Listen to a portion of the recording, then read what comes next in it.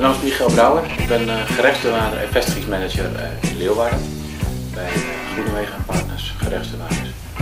Groenewegen Partners Gerechtsdeurwaarders is een landelijke organisatie, 14 vestigingen door heel Nederland en dus ook een vestiging in Leeuwarden, nu sinds 2 jaar. Ik ben daar dus zelf begonnen met een vrij klein team. Inmiddels zitten we hier met 7 mensen, waarvan ik dus als deurwaarder ben, nog een deurwaarder en een aantal mensen op kantoor die de dossierbehandeling doen.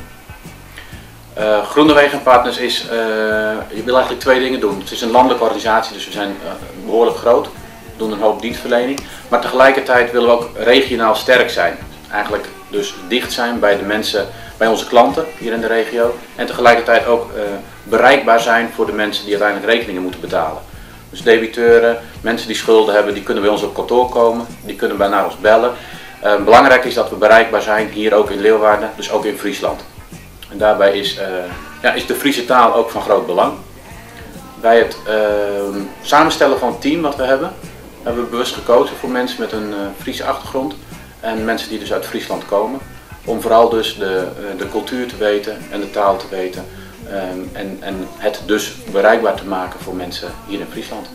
Ik ben Monique van den Pol, ik ben juridisch medewerker hier op het kantoor. Ik had de spullen besteld van de afvoer, omdat het toch wel heel wichtig is dat mensen hier kunnen komen met de Friese taal, klanten hier kunnen komen en ik in het Fries kunnen communiceren.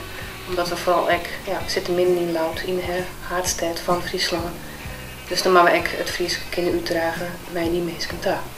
Ja, mensen die hier komen met schulden die Fries binnen en praten, ja, die moeten natuurlijk te woord kunnen staan in hun eigen taal.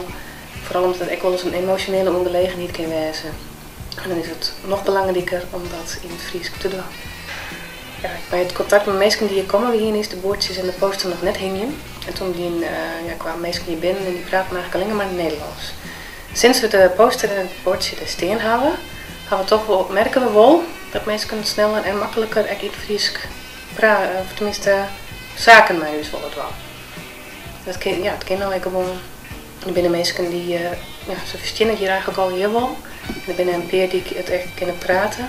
Over het algemeen, iedereen verstaat het. Dus iedereen kan gewoon in het Fries beginnen te praten. En dan kiest er echt wel, die voordeel mee dan. Het is heel belangrijk voor ons, ook als deurwaarderskantoor. Een deurwaarder heeft toch een bepaalde functie ook in deze maatschappij.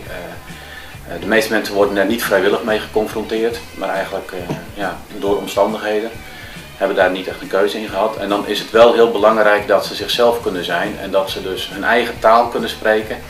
En ook vooral op het moment dat er emoties bij komen en dat het gevoelig ligt en dat er problemen zijn, dat ze zich uit kunnen drukken op de manier zoals ze dat thuis gewend zijn.